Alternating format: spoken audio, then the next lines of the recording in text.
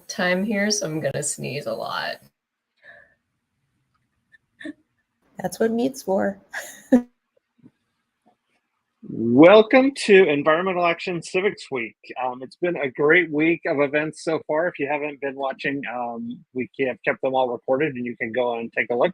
But we've had all kinds of great conversations. And so today I'm especially excited. This panel that all of us have been looking forward to.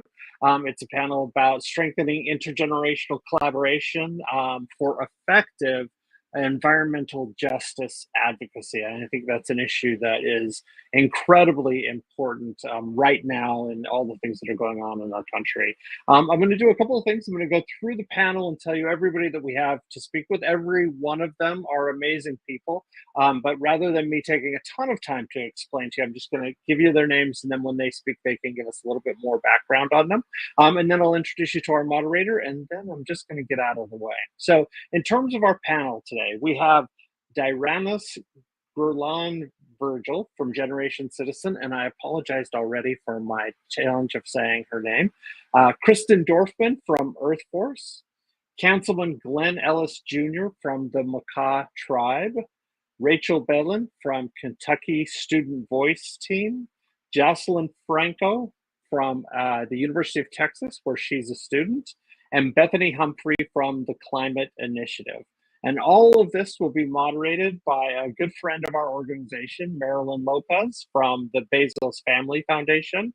Marilyn is a program officer at the Bezos Family Foundation, which is located in Seattle, Washington, where she supports grants and programs that unlock the learning and potential of young people. She stewards the Action Civics portfolio, which I want to emphasize because I think she might be the only one with an Action Civics portfolio. And so we are really excited to have her with us. And that portfolio is aiming to provide equitable civic learning and engagement opportunities for all youth, especially those farthest from access, opportunity, and power, which is going to be a lot of the conversation today. With over a decade of experience in the nonprofit sector, Marilyn has dedicated herself to holistic development of young people, addressing their academic, social, and emotional needs in partnership with families and educators. She's a proud graduate of the University of Texas. We have two horns in here now. And the Seattle University's Master of Nonprofit Leadership program. And with that, I'm going to step back. And Marilyn, thank you and welcome to everybody. I'm looking forward to the conversation. Thank you so much, Vince. So good morning and good afternoon. Buenos días, buenas tardes to everybody tuning in right now, all friends and colleagues. So I'm going to get started with my very first question, which is, how do you see the role of different generations in shaping the environmental justice movement? And what unique perspectives does each bring to the table? Who would like to kick us off? I can go, Marilyn. So hi, everybody. Again, Rachel Belin from Kentucky Student Voice Team. I'm representing a group that is all about civics action and education justice, not necessarily environmental justice, but I still think I can really speak to that question about what the unique value add is of youth and adults in social justice spaces. For us, of course, I'll leave it to young people themselves to trust and verify what I'm going to say. But very generally speaking, in the work that we do and the work that I see in Kentucky, young people are bringing a sense of urgency to everything we do. In terms of impact, they're bringing a longer, more vested viewpoint, a more sustainable viewpoint over time. They're bringing energy and typically too, and I think this is so critical, this ability, this special ability to question the status quo and not accept what we've been doing over and over and over again. Adults, for our part, I think, uniquely because of age, can bring a few other things to the table, which is, to me, it's institutional knowledge and organizational stability across school years. Most people in this work know that, the generation of a young activist is pretty short. It's a couple of years at the most. Their lives are much more dynamic. Adults can shoulder legal liability in a way that young people can't. We can take on more organizational mental load because We're not going so many places physically. And the most important thing, I think, at least in my work that I see, is social capital, which we build because we have more time to build it across our years of existence. And we can use that to circulate power and help amplify and elevate youth work and voice. Great, thank you. Who else would like to share? I'm happy to share. Rachel covered a lot of what I was going to say. So I'm Bethany Humphrey. I work for the Climate Initiative, which is a nonprofit whose goal is to educate, empower, and activate youth for climate action. And I specifically run a program called Youth on Boards, which is aimed at increasing the number of young people who are full members of boards of directors. I would say, in my opinion, Rachel is spot on about some of the things that youth bring around, especially a sense of urgency, a real sense of passion, and that long-term thinking. I think something that comes to mind for me that a friend said to me, which is a generalization, but a friend of mine who's in his 40s said to me, I really enjoy going to older people to hear some of what has worked in the past and hasn't worked in the past. And I enjoy going to younger people because they will suggest to me things that could work that I had never even thought of. And so I think a lot of the strength of intergenerational collaboration comes from having folks in all stages of their lives in the room for that kind of conversation. Thank you for that. Dairanys? Yes, thank you. As part of my work at Generation Citizen, one of the key aspects that we have been able to identify is young people as key leaders of the intergenerational justice for the environment. They have complex demands, they asking for deep transformation, and they are holding accountable the different generations on the responsibility of what are we doing with our planet. And I think this position young people in a very unique way, because sometimes young people, their autonomy and their skills to make decisions and make complex demands sometimes is being put aside because of their age. But the environmental justice movement is a clear example of of the capabilities of young people of asking a specific demand and having a clear north in terms of where do they want to go and the type of planet that they want to see. In terms of the older generations, I think our role is to be of listeners and supporters of the younger generation. I think as a whole, as a society, we need to practice what a Generation Citizen in one of our current or most recent research, we call it beyond passing the torch. We need to be able to practice that. And while also be held accountable of, like, as the older generation, we have reaped the benefits of technology, economic and social advancements. So it's a responsibility to pass the torch to young people and passing a healthy planet and an environment. And I think that's where I see the role of each generation in the environmental justice movement. From my experience, I've seen that the older generation tends to be a little bit more stubborn. So I feel like with that, it's really important for younger people to take it into their own hands to teach their family members, because it hits different when it comes from someone you know personally compared to a random person on social media. So I think that, like, I agree with everything y'all said, but I think an important aspect is us teaching the people we love about issues like this. Yeah, and I think just to kind of echo what everybody said, for us as Makah, we rely heavily on our elders to tell us, what they were striving for, what they were pushing for, because oftentimes you don't quite get there, right? Everybody sets goals, and most times we come up a little bit short. So it falls on the next generation to continue that path, but hopefully pivot or adjust as needed. And then, of course, making sure that all along the way we're educating our youth so that they can, hopefully push it across the finish line and then start their own endeavors. I think for us, another, unique way that we're pushing for it is we're trying to get industry involved. We're trying to get, NGOs, our federal partners, our state partners, our county partners, everybody to just look at it from a holistic point of view In my time on the tribal council, I've noticed a lot of folks tend to want to stay in their own little silos, and just trying to, encourage them to step out and look at things from alternate points of view.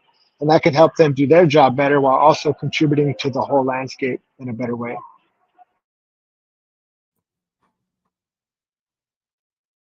Krysten, would you like to? Sure. I think that the one piece that I have to add to this conversation is when I read the question, how do you see the role?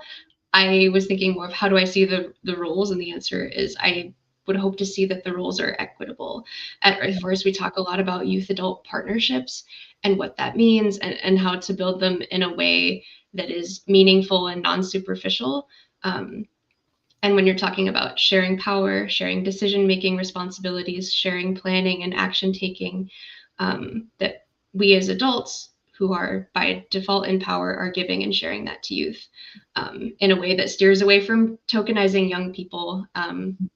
Simply having a young person in the room doesn't mean much if you are not asking them, hearing them, and sharing that power with them.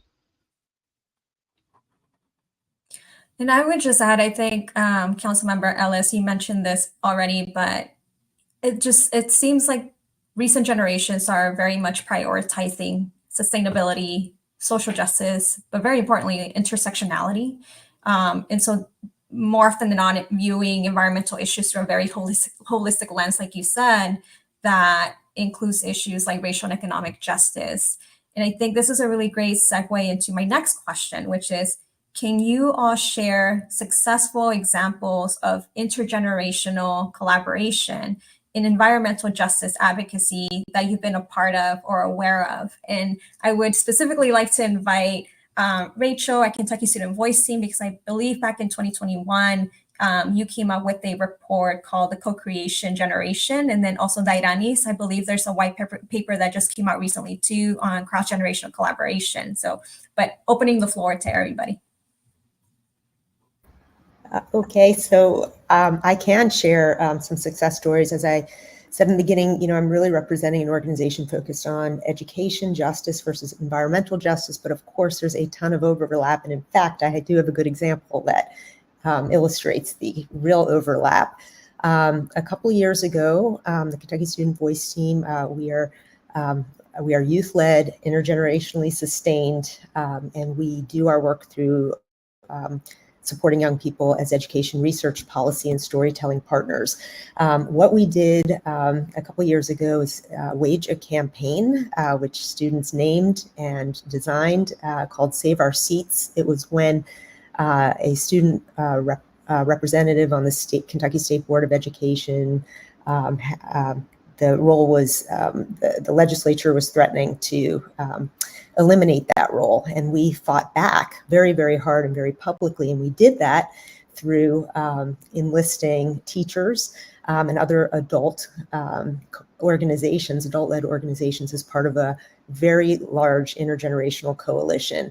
To make a very long, very dramatic story short, the seat was protected at the last minute, much to everybody's surprise, and now that position is enshrined in Kentucky's law to protect a student non-voting representative on the State Board of Ed.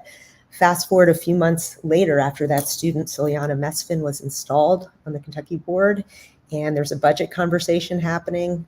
I'm watching it live. She's asking incredible questions about the expenditures of funding on a fleet of school buses, and she's pressing the board to consider doing away with diesel fuel on Kentucky's school buses. This led to a much larger conversation during the board meeting, and that issue has since been taken up very seriously by the board, and a high school student was the one who framed that conversation, a high school student who was fully supported by an adult coalition, but was thinking critically on her own.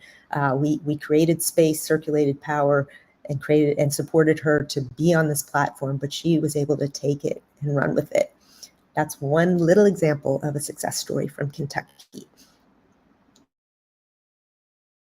That is wonderful.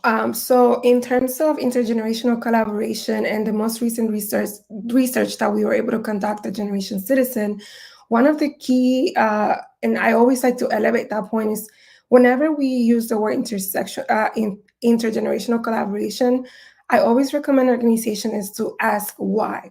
Why is it that intergenerational collaboration is important to us? And are we willing to negotiate power dynamics with the younger generations? And sometimes this is a hard question to answer because as organizations, we are not ready. And that requires pre-work, that requires to look into our missions and our values in order to have successful projects. In terms of and specific examples that I've seen, the environment is one of our key 5 issues that we have seen across our Action Civics Day, which is like a science fair, but for Action Civics. During Civics Day, our students are able to explain, display, and specifically provide solutions to community issues that they have worked in the classroom with their teachers. And just by the nature of our Action Civics curriculum, there is already an intergenerational collaboration, as it's a space where teachers are collaborating with the students. In the power dynamics, the teachers are able to provide the resources, the structure, but the students are leading the projects. And I think this is very important because it's an example of intersectionality and intergenerational solidarity. And what I mean by that, this means that it puts in place the logic in terms of what is the person that has been impacted. And in this case, for example, the environment or climate change is the youth, indigenous communities, and people of color. And also, where do we tend to, in terms of the intersectional part of it, like we need to question our identities in terms of like, what is the role that I'm playing to enable the younger generations to actually make a change? It's my class status, my education status has a connotation or can even help a specific group to advance their projects and their goals in the environmental justice movement. And this is something we have been able to observe in our research and in the discussion that we had with different organizations, that the key element is we need to be able, as I started at the beginning, to say, why do we want youth participation in our projects, in our organizations? And are we willing to share power with them to the extent that they will be making decisions and we will be respected them? We will respect them. And I think that that's a key question and an answer that everyone in the space interested in doing intergenerational collaboration work must be doing. Yeah, I would like to add a really interesting and I guess fruitful partnership that the Makah Tribal Council has had is with our youth, our Makah language program specifically, and our First Foods program. So just to give you a brief summary of what those are, the Makah language program is our youth-led language that teaches it in the school, a little bit outside the school, and then in summer activities, areas like the Boys and Girls Club and our traditional dancing. And our First Foods program is, I guess it's an endeavor to bring our traditional foods to as many people as possible. We have a focus of elders and youth because the elders used to eat those foods for a long time until Western influence changed the way that they eat. And then our youth don't have nearly as much access to it. So we've made an initiative to try to bring it back, starting with the people who used to eat it, and then, of course, teaching people from a very young age that that is what we used to eat. And in doing so, this has led to our kids being noticed on a variety of platforms, such as the Office of Public Instruction of Education in Washington, and also the NOAA, the National Oceanic Atmospheric Administration. And some of those have actually led to funding for both the school, the tribe, or the community. And one specifically, the kids did with the First Foods program is they started a hatchery at the school, and it was in partnership with our local hatchery, and they grew salmon from eggs all the way to little smolts and released them.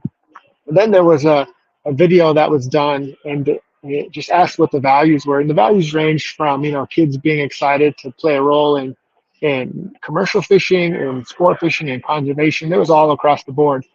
And then what ended up coming from that is quite a bit of funding, because I guess the federal agency took notice of the collaboration of our school, our council, and our community, and wanted to enhance that. And so it's enabled us to not only have a wonderful collaboration, but also get that collaboration supported with federal funding, all the while preserving our cultural ways and teaching our cultural ways to a new generation while bringing it back to the older generation who maybe fell out of touch with it after, decades of Western influence. Wow, that's amazing. And I specifically, Dairanys, thank you so much for calling out the power dynamics. I feel that oftentimes, or we all know this, like the onus is placed on the young people to be the ones to learn how to navigate these spaces, how to show up in these spaces. But we're not doing the same thing with adult allies in teaching them how to work with young people. Jasalyn, you wanted to add something? Yeah, so I was in high school. I was a part of an organization called Austin Youth River Watch. They basically just like work with high schoolers. They teach like water quality testing. They do a lot of stuff, honestly. But one of the things we did with them was an environmental advocacy project. So we use this thing called the EAC model, which it basically just it breaks it up into little smaller steps to make it easier. But the way that Riverwatch did it, it was still student-led, but it was less pressure taken off of us, because I know like a lot of the people in our group had never been exposed to anything like that. Like they didn't really know what they were doing. I was one of those people. Like I had never experienced anything like that, like advocating for environmental justice or anything like that. So what they did was they had like little activities for us, and it was kind of just like a nice soft launch into exposing us on how to be youth advocates. So we basically had activities. We had people come talk to us. It was over homelessness at a local Austin park. And we ended up writing a letter and we sent it to representatives, and they replied to us. And like, I remember just thinking, wow, like people are actually replying to us. And I'm sure other students felt the same way. I'm just speaking from my own experience. So it's like with little stuff like that, I think it's really important to expose students along with everything else y'all were saying. I was going to share a few success stories as well. It touches on points that others have made. I think for some of the successes I've seen have been some of the partnerships where we have successfully nominated youth to boards of directors. One that I'm thinking of is a partnership that we have ongoing with a conservation lobbying organization. And this gets at some of what you were saying, Marilyn, about intersectionality. But that board went through a learning process with us and continues to do so on their own. And one of the things that they've reported to us is that adding youth to their board, as well as adding people of color and many, many other folks with different experiences to their board, has actually shifted the focus of their organization.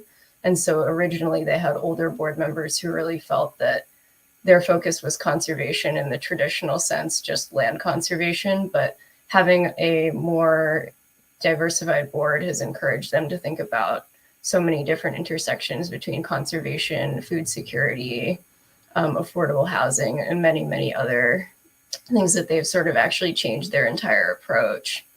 And I think that the inclusion of the youth voice had something to do with that. And it also reminds me of something that Dairanys was talking about, because a lot of what we've learned is that the learning journeys that boards need to go on in order to be ready to work with youth are things that are best practices in general. So this process of really learning about how the organization is governed is something that benefits all of the board members and the decision-making structure of the organization overall. So some of the things that we expect adult allies to learn about, things like mentorship, about having an orientation for all board members, having ground rules in place for how discussion is held, and having equitable practices on how to vote and how to make decisions. All of those things are things that are benefiting youth when they're brought into that space, but they're also making the space more just and equitable for everyone involved. So I really appreciated that point, because I think there is so much to be learned in all directions in this type of collaboration.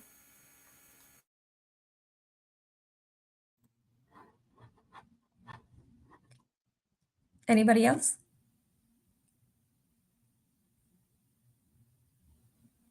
Great, I'll move on. So just as many successes, there's also challenges. So this next question is, what challenges have you encountered in fostering intergenerational dialogue and cooperation within environmental justice efforts, and how have you addressed them? I'm happy to take this one. Okay. I have a lot of thoughts to share. Go for it. And so part of this is that youth on boards ourselves have gone through a lot of challenges around our own intergenerational leadership and collaboration. And that conflict is something that we as a project are happy to be transparent about because it is learning for everyone. And some of the challenges that we've faced in the past few years have been around needing to spend more time on relationship building and trust building from the beginning. Also around, part of that is really taking the time to discuss your lived experience and your values and the vocabulary that you use to articulate those things. Something that we really learned is that it's important not to make assumptions about the fact that you have shared values, and it's important not to make assumptions about vocabulary, because with anyone, but especially between generations, words can carry a lot of meaning and a lot of baggage depending on the context that you've lived in. So those are challenges that we really faced. And we think that one of the biggest ways to work through that is really to take the time to slow down and to be willing to be vulnerable and spend that time on relationship building and trust building, and acknowledging that slowing down there will allow you to move faster later on. So doing that right from the get-go has been very, very important. Something else I think that comes with that is, we've talked about this already, but being willing to directly name power dynamics within your team and who you're working with. So really being able to name your privilege and the ways that that influences your access to power or to social capital. And really the power there is that in naming those power dynamics and making them explicit, you can think about how to set up systems for communication and collaboration that can maybe mitigate some of the imbalances that are there. So it's really important to do that work and not assume that those do not exist, because in any kind of mixed team, they do exist. And one last thing that I share, because I found it to be really interesting, one of the conflict points for us has been actually sort of a flipped stereotype. So one of the things that we've found is that there are times when it's actually the older folks who are working with a sense of urgency, and the younger people who are a little more willing to slow down and focus on process. There can be times where older people will be saying, you know, I know that this is how it's done. Here's the path forward, and it's time to move. And sometimes the younger people are actually the ones who are hitting the brakes and saying, how is this going to happen? So I share that, I think, because it's important to remember that generalizations are just generalizations, and it can go the other way. And that's one in particular that I think we've encountered several times. And the climate crisis is absolutely urgent, and we all feel very strongly about it, but there is a time and a place for being willing to slow down and focus on process and relationships.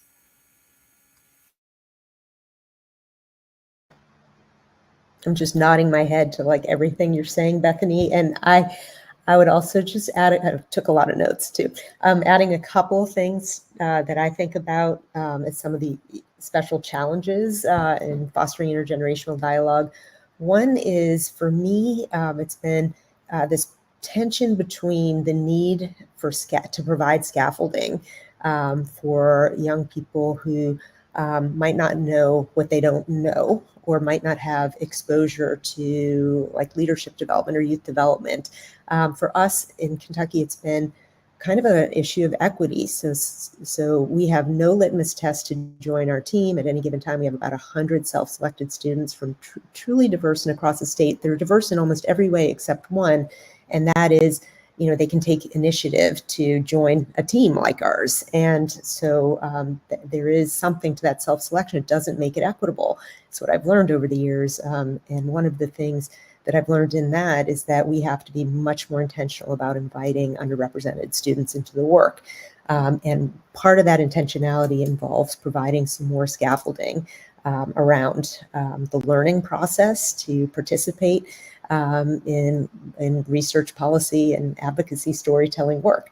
The other thing I think about a lot, and some of the tensions in my work, is the invisibility of the adult role in the work versus the visibility of the youth role. And my job is to decenter myself as an adult in my organization, and, as I was saying, like, circulate power around what youth are trying to do and help to provide platforms and space.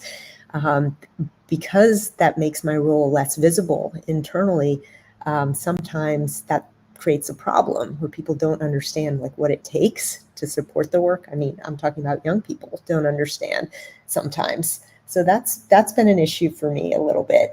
And I was glad to hear you say, Bethany, talking about that ageism and stereotyping can work both ways. Definitely, that's true.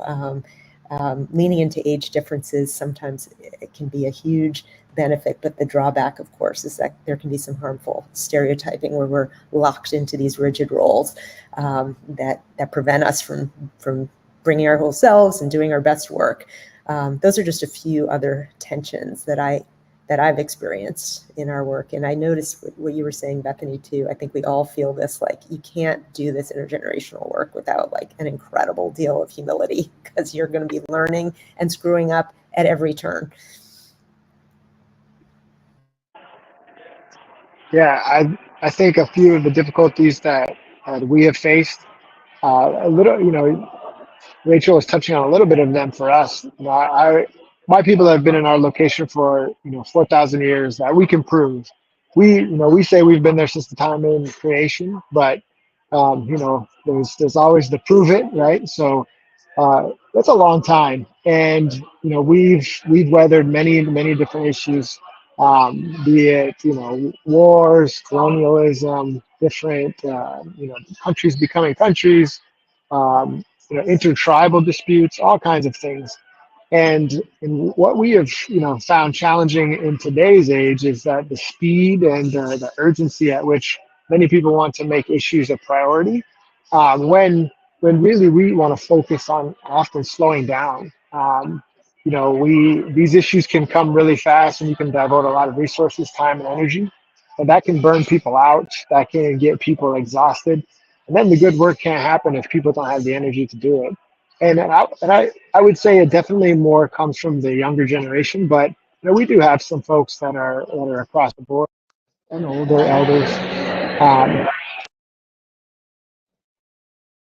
get real fired up over issues, and I think it's really important for people to step back and really evaluate, like, at least for us, because we have a community perspective and a more holistic, it's not an individual. What's the best for our people long term? Is this single issue, which might represent just a very high need for a few, or is it better if we expend energy into something that maybe doesn't meet that smaller subsets issues to the T, but can provide some fruitful fruits and progress and a little bit of ingenuity and, I guess, creativity for everybody else going forward, because it is an evolving landscape. For us, we're trying to mix two different worlds. My great grandpa, he was born in 1889, and then he died in 2000. So he was alive for 3 centuries. And he always told me that the most difficult thing will be learning how to walk in 2 different worlds. So we have the Western mindset and then ours. And he said neither is better than the other. He is quick to make sure that we didn't believe that one was ideal. Rather, learning how to balance both of our identities, I guess, is the best. I wanted to comment on that duality that both Bethany and Rachel were getting at. and something that I'm thinking of, I'm at an interesting age where sometimes I am the youngest person in the room and sometimes I am the adult in the room. And it's interesting that when you're acknowledging the space that you're in can be a challenge sometimes, depending on what age bracket you fall into. Yeah, and being very transparent about that and being able to play both roles as an advocate for others as well as a self-advocate when you need to.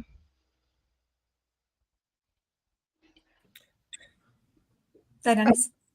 Also, I want to say sometimes we tend to be unrealistic about the population that we are working with.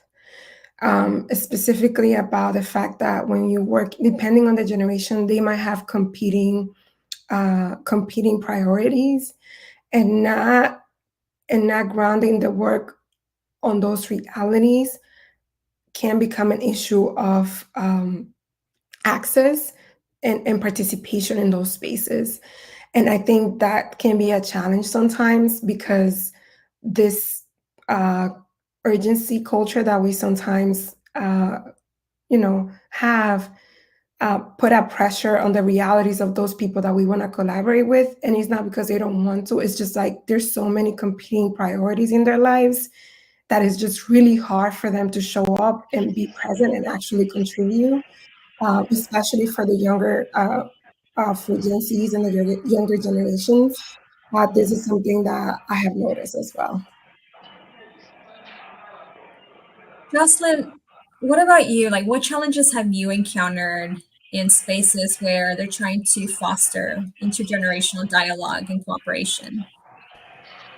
So I know, like, a lot of y'all were saying, like, the stereotype isn't always true, but from my experience, it has been true. Like, I tend to notice, like, the older generations are more stubborn. They don't like to listen, and that's why earlier when I was mentioning like the relationships, that's because from my experience, that's what's worked. And like when I've talked to other minorities in my classes and stuff, they say the same thing. Like, our culture is very, or like, I'm talking about, I'm Hispanic, so like my culture is very traditionalistic, and they just like, we're focused on us. We don't need to worry on it about anyone else. Like, we have our own problems. So that can be a challenge too. Like y'all mentioned, sometimes people just have a lot going on.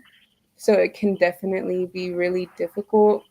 But I do think it's important for you to inform your family and loved ones, like, this is important. And if they're being stubborn, you kind of just gotta be very persistent, basically. Because again, I'm speaking from experience, and that's what's worked for me. And I feel like that's what's worked for a few other people that I've talked to. Just because, as stated before, Gen Z is very like, they go against tradition. And like y'all said, they're really urgent, and they're like, honestly, just more radical than previous generations. And I think that can be a lot for older generations. And it's just a lot for them to take in sometimes. And it's just, a lot of this stuff it's kind of heavy, and it can be really overwhelming. That's why it's like, there's so many different perspectives. People are so different. You kind of just have to figure out what works for you at the same time. But that is what I have seen.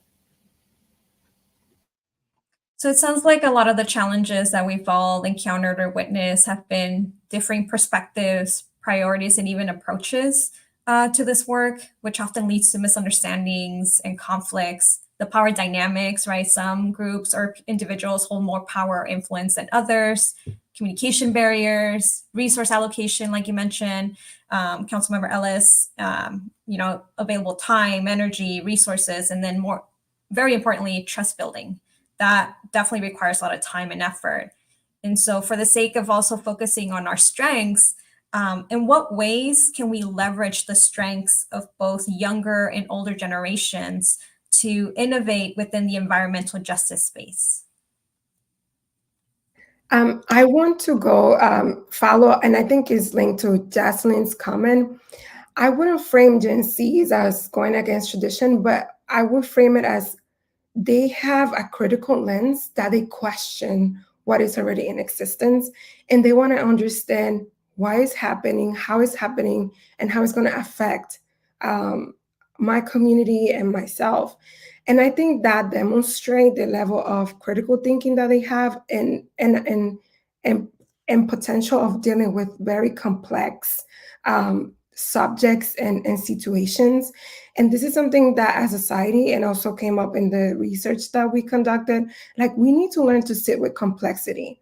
We need to be able to sit in a group of people that might be different from us racially, economically, and even in ideology, and sit with that complexity and understand what that comes from. Because right now, this is what causing a lot of divisiveness in our country. Is like, if you don't agree with my perspective, I'm going to be canceling you. Instead of like, can we sit, can we, at a human level, can we bridge the common things that we have in our lives? And I think the environment, it's something that we all share, because we all care, we all live in this planet. And I think this is something that we need to, as an older generation, right, we need to be able to navigate that too, and help younger generations to see that we are willing to collaborate with them in that extent. And even if when it gets complex, when it gets harder, and even when you're questioning my culture, my values, and things like that, I'm willing to have a respectful conversation so we can both learn where we're coming from. So I would say that's something that we need to, that bridge building aspect of the work. I think it's very important, and that we need to leverage more in terms of our strength. Yeah, I can't echo that enough. I think in my community we're all different. We come from different families. We come from different backgrounds. Everybody in our community culturally had a place of value. It was all different. There was whalers, there was weavers, there was carvers, and your goal is never to convince somebody else to become a whaler or become a carver or become a weaver. Rather, you accepted them for what they bring to the table and what they offer, rather than trying to convince them that your way is better. And I think that that's a very challenging place right now in society, is that everybody wants to be right rather than work together. And I think to be right, you're often going to sacrifice collaboration and partnership. And if you can learn to work together, it means accepting differences and often celebrating the differences. But in doing so, recognizing the commonality that we all have. I think that it's a challenge to do that. I don't claim to have perfected it myself, but I think it's something that's worth investing time and energy in. Is celebrating differences, but focusing on where we're trying to go together. Our lines may not be parallel, and they're going to intersect somewhere. And if we spend all of our time trying to be right, we might miss that intersection point, and then we're going to be behind, or even cause more trauma to the people that we love and care for. So I think that's the way forward, is celebrating differences and not trying to be right. Yeah, can't echo that enough again. I think something that I've learned is, like, in taking the time to focus on not being right, and it's really about deep listening and not holding in your head the image or the story you have of the person in front of you, but really taking the time to hear them. And something that I've learned from that is, like, really being able to listen and say, why is that really important to you, right? We often come to people already with, here's what I need, here's what I want. And something that intergenerational work has taught me is the person you're talking to may not have that shared context for why you need it and why you want it, right? So you really have to ask that of the person you're speaking to, or the community you're in, and say, why is this really important, and why do we value it? And there have been times where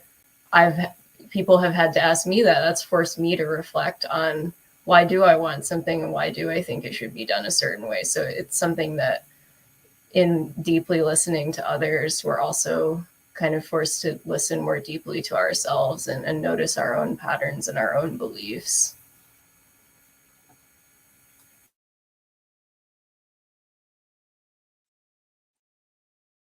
Anybody else?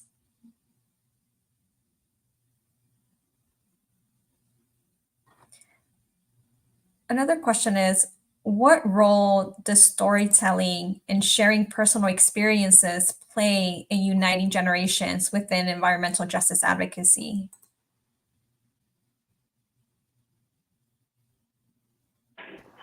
I think I can lead off here. You know, for us, storytelling it's a part of our culture. It's a part of who we are.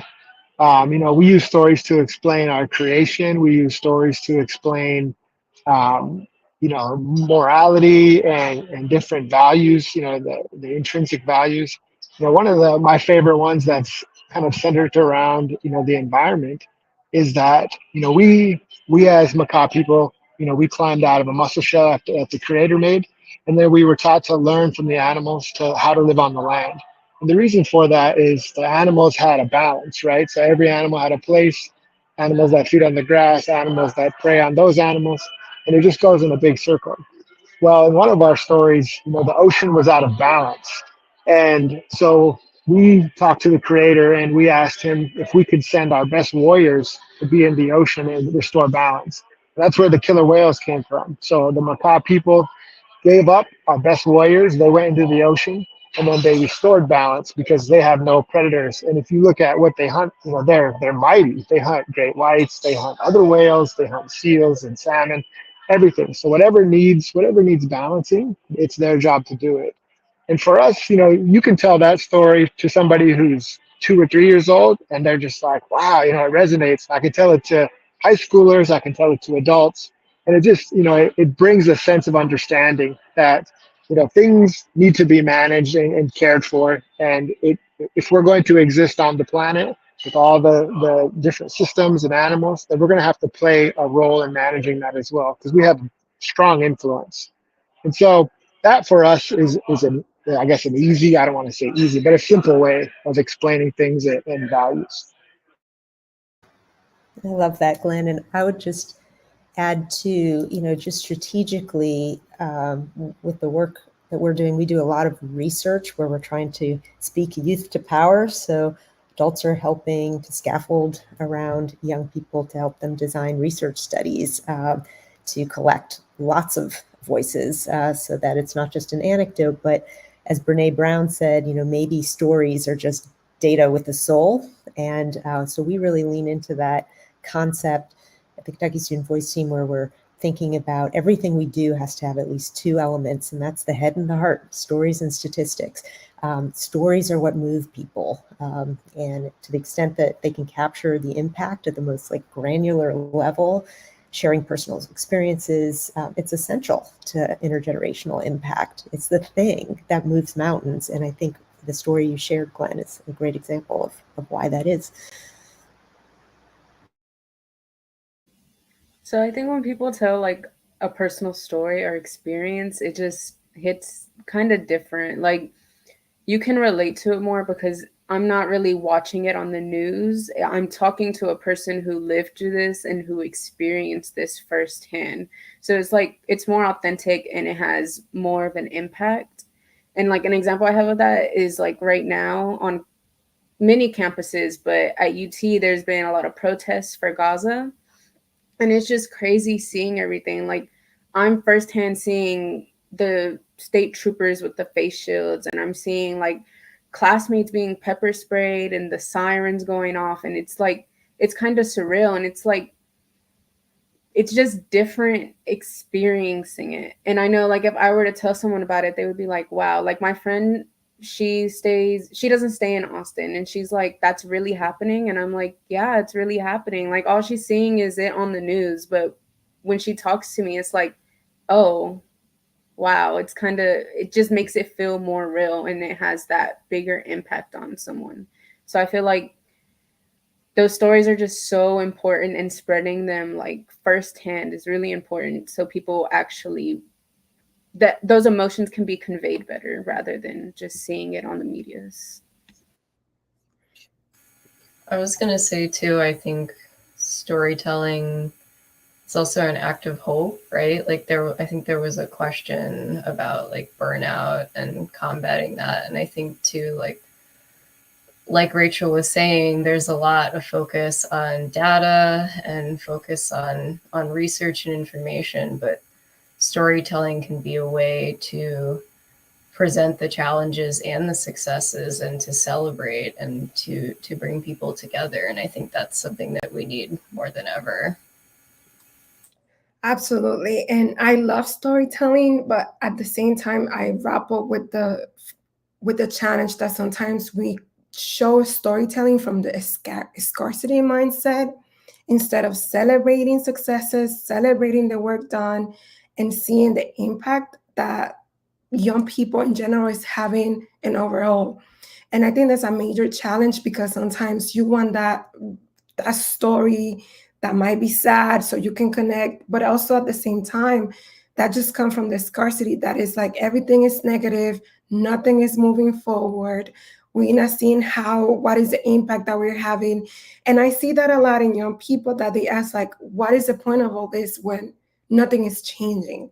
And I think the role of storytelling has to be that, like, we have to celebrate our wins. We have to celebrate people, all kind of people. That's the other sometimes challenge that I have. Sometimes the stories that we see are not necessarily diverse, are not necessarily inclusive, and even the faces of different movements, they don't tend to be diverse. And why a specific person is the face of a specific movement. So I think storytelling is very powerful, but also has to be done consciously and intentionally.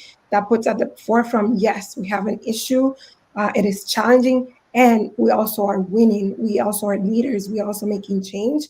And I think that's the power of storytelling. I just have to add on to that, Dairanys, because what you said just brings up something that you all might have heard before too, that students in our team talk about a lot. We want to avoid the caveat of, it's a crude phrase, but it gets right to the heart of it, of pimping trauma is what they say.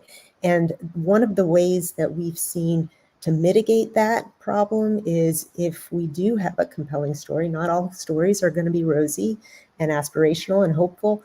If you do have that, we would hope that the young person who has that story and is wanting to share a story like that could also contextualize it with data and research that looks at some of the systemic issues around that story. And so combining the head and the heart in storytelling in that way, so the anecdotes and the research, we found to be pretty effective at insulating people from that problem. But I'm just so glad you brought that up. Thank you. And also I want to share like the distribution of it. Like, how are we doing a storytelling? Because that's another challenge, access to those stories.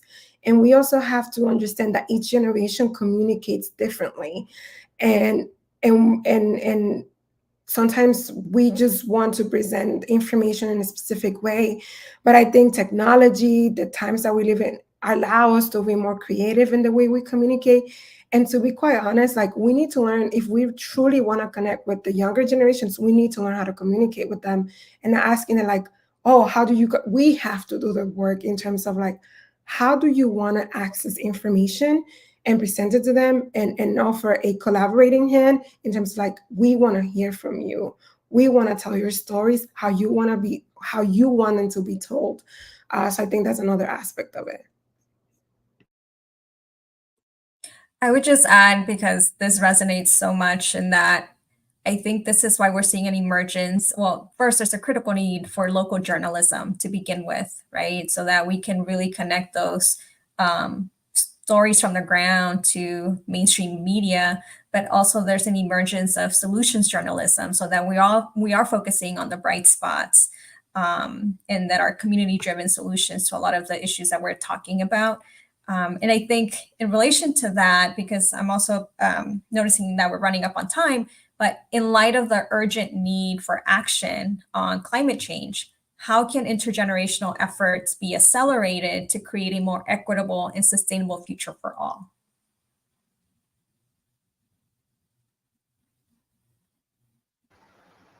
I'm conscious of taking up space, but also dead time. So I'm just going to say really quickly a couple strategies that I think have worked for us really well. Really technical strategies, compensating students for their labor, really thinking hard about co-designing project-based work. with students, providing scaffolding for support around the work for people to learn as they go, and not assuming people already know how to do everything.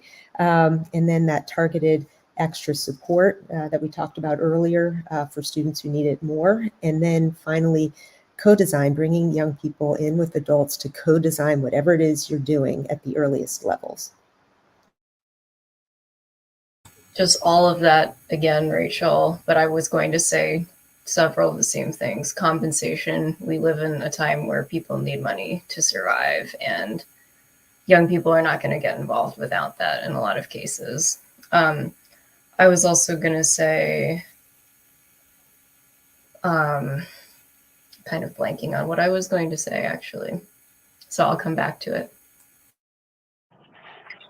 I think a couple things. So for my community specifically, we're one of the largest employers in the county. So we have hundreds of employees that work for the tribe. And one thing that we changed last year was switching to a 4-day work week, and it's 4/8. It's not 4/10. And the reason we did this is we wanted to create a work-life balance. Like, tell our people, both our tribal people and non, because not everybody that works for the tribe is tribal, that we value them, and we want to give them more free time to do what they love, whether that's a hobby, traveling, spending time with your family. That you're gonna have that extra day. And we thought it was good, a small thing, but what it ended up being is this really, I guess, powerful tool that you could notice when you're just walking in the halls, going different campuses that the tribe manages. Everybody is just happier. They're working harder. What was interesting was too, when you go to the break rooms, there's not a lot of people in the break rooms, so they're actually working more efficiently and better because they want that time that they have away to be precious. So they don't want to be tied to their phone or their laptop when they're gone. So they want to button up everything they can before they leave so that nobody's calling them. And in turn, we've been trying to get our leadership to respect that, respect the effort. So if you notice it, don't encumber the most hardworking people with more work, which is, I think, is a thing that, the older generation really likes to do, right? Like, if they find hard workers and they try to just squeeze every ounce out of them rather than focusing on letting that person strive and succeed while teaching the folks around them to match that. And I think that's an ongoing thing for every organization, but I think it's one that has to be verbalized and put up there so that people buy in, because our natural tendency is to go with the path of least resistance. And so if you see people who are succeeding and doing well, you're going to gravitate towards them. And in turn, you're probably going to add more work to their plate. If by nothing else, maybe you're a hard worker too, by them having to stop and explain why and how and what they're doing, which would detract from what they're doing. And I think the other thing that can accelerate it is, and it's been alluded to several times in this discussion, is just making an intent to bring in young people as often as possible. I think, one thing that I'm very blessed. I come from a family of people who have coached, taught, who have led both politically in the organization. And I think what helped me become such a young leader, I was elected to political office in my 30s. We serve we're at the White House, we're at the governor's office, we're everywhere. And it was because my family, they spoke that into existence. Where that when I was very young, they would tell me I'm going to be a leader, but they also brought me around to places. They introduced me to things. They had conversations, and so they layered it in so that by the time I got to this position, it was something I felt ready for. I wasn't overwhelmed. I didn't have anxiety. I felt like it was my time.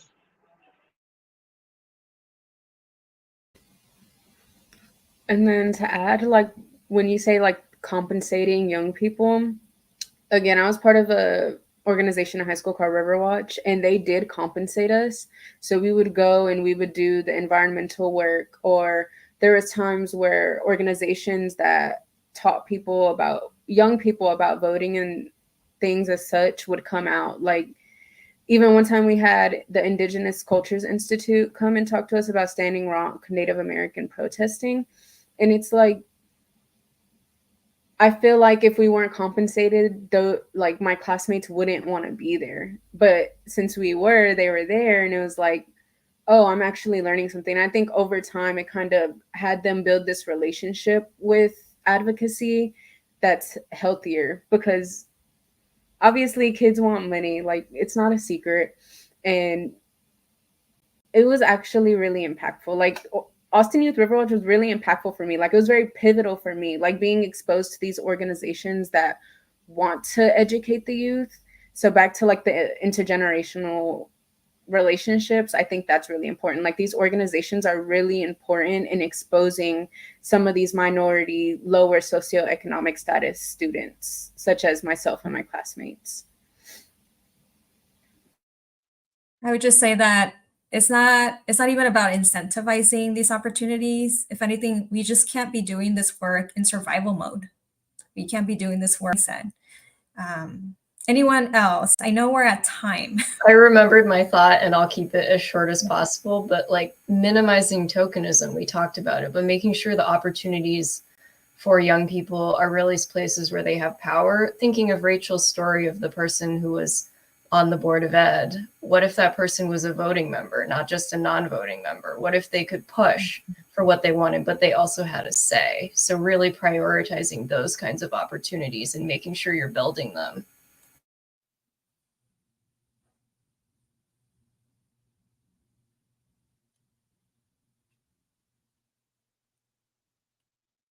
Great. I think that's it. I'm going to invite Haley to close us out.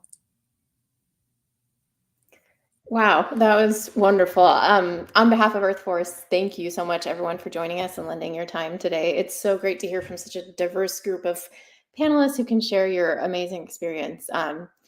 Wow, thank you so much. This event, if you may not know, is part of the 2024 Environmental Action Civics Week. So you can check out all the other events on the Earth Force website. We have a few more panels coming up, especially one tonight, an all-youth panel. Talking about sharing power, which I know was discussed, on this panel as well. Youth influence in environmental action and how youth-adult partnerships can come together around that. That's at 6 p.m. Eastern. Again, you can visit our website, check the chat for the link there. We'll also be live on Instagram every day this week at 11 a.m. And if you're a practitioner of this work, you could consider joining Earth Force's brand new online community of practice. It's a wonderful member-driven dynamic space for the people doing environmental action civics. The link is in the chat, or you can visit our website to learn more. And finally, please check the chat to answer a few questions to give us some feedback on this event so we can continue to improve. You'll also be entered into a drawing for a $25 gift card. So Marilyn, thank you so much for moderating. We really appreciate your voice. And thank you to all the panelists. And thank you to everyone watching. Thanks, everybody. Bye.